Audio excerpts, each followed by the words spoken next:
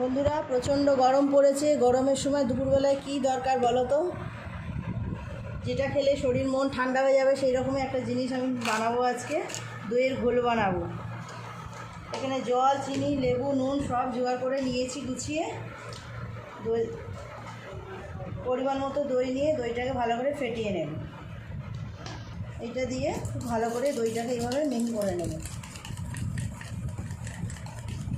শরবত হলে আর কিচ্ছু চাই না, যে খাবে সেই কিন্তু ভীষণ খুশি হবে। জল দিয়ে দেবো পরিমাণ মতো। একসাথে পুরো জল দেবো না, অল্প অল্প করে জল দেবো আর গুলতে থাকবো। দিয়ে দেবো পরিমাণ মতো নুন, দরকার হলে আবার পরে দেবো, এখন এই পরিমাণ দিলাম। খুব ভালো করে এটা মিশিয়ে নেব।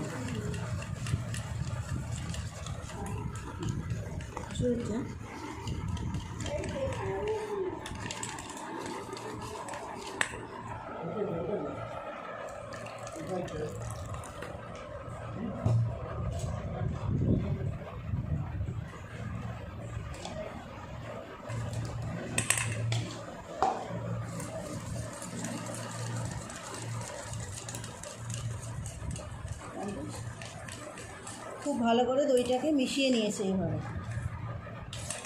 এইটা দিয়ে মেশালে খুব সুন্দর মেশানো হয় দইটা।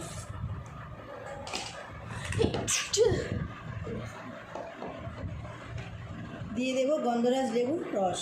গন্ধরাজ লেবু আমি এইভাবে টুকরো করে কেটে নিয়েছি। ছাঁকনির ওপরে এইভাবে রসটাকে চাপবো। লেবুর কোনো ছিবড়ে আর তাহলে এর মধ্যে যাবে না। প্রচণ্ড গরমে এইরকম এক গ্লাস শরবত হলে যে কোনো মানুষ কিন্তু খুব খুশি হয়ে যাবে।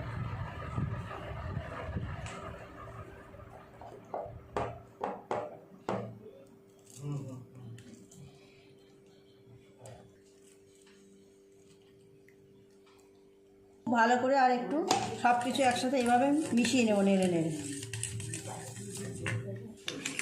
খুব ভালো করে দইটাকে এইভাবে জল দিয়ে গুলে নিয়েছি। এর মধ্যে নুন, চিনি, এর মধ্যে নুন, লেবু সবই দিয়ে দিলাম। চিনি আমি আর দিলাম না, আমি যেহেতু মিষ্টি দই দিয়ে ঘোলটা করেছি তাই। টক দই দিয়ে করলে মিষ্টি দিতে হতো। আমি যেহেতু এটা মিষ্টি দই দিয়ে করেছি তাই এর মধ্যে আর চিনি দেওয়ার কোনো দরকার নেই। আপনারা টক দই দিয়ে করলে অবশ্যই একটু চিনি দিতেই হবে। সার্ভ করার জন্য গ্লাসে ঢেলে নেব।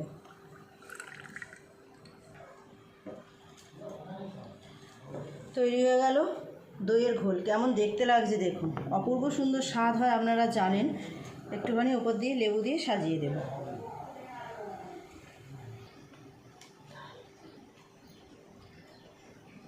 পুরোপুরি দইয়ের ঘোল রেডি, একদম সার্ভ করার জন্য। বাড়িতে অতিথি আসুক, বাড়ির নিজের লোকেদের খাওয়ান, যে খাবে সে কিন্তু ভীষণ খুশি হবে। এরকম গরমের সময় এক গ্লাস ঠান্ডা ঠান্ডা দইয়ের ঘোল পেলে আর কি চাই বলুন। দারুণ স্বাদ হয় খেতে, আপনারা সবাই জানেন।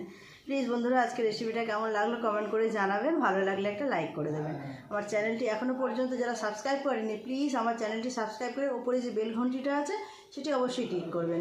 তাহলে যখনই আমি এইরকম সুন্দর সুন্দর ঠান্ডা ঠান্ডা রেসিপি আপলোড করব সবার আগে তা আপনার নোটিফিকেশনে পৌঁছে যাবে। সবাই খুব ভালো থাকবেন। দেখা হচ্ছে পরের দিন নতুন কোনো রেসিপির সাথে।